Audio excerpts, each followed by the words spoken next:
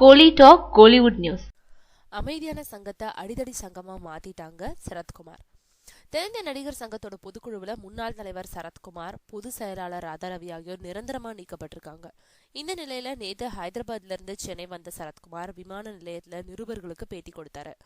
அப்போ அவர் என்ன சொல்லியிருக்காருன்னா, புதிய நிர்வாகிகள் அறிவித்த பொதுக்குழுவுல கலந்துக்க எனக்கு விருப்பம் இல்லை.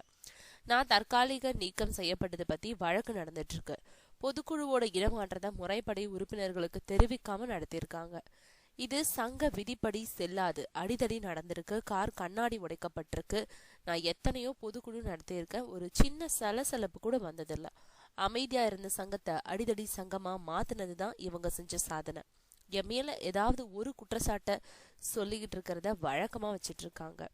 குற்றம் சாட்டி பொறுப்புக்கு வந்தவங்க இப்போ குற்றத்தை தேடிக்கிட்டு இருக்காங்க. முதல்ல 150 கோடி ஊழல்னு சொன்னாங்க, பின்னாடி 60 கோடின்னு சொன்னாங்க, அதுக்கப்புறம் 1.67 கோடின்னு சொன்னாங்க. புதுசா குற்றங்களை தேடிக்கிட்டு இருக்காங்க. அவங்க கேட்ட கணக்கு எல்லாம் கொடுத்தாயிடுச்சுன்னு சொல்லியிருக்காரு சரத்குமார்.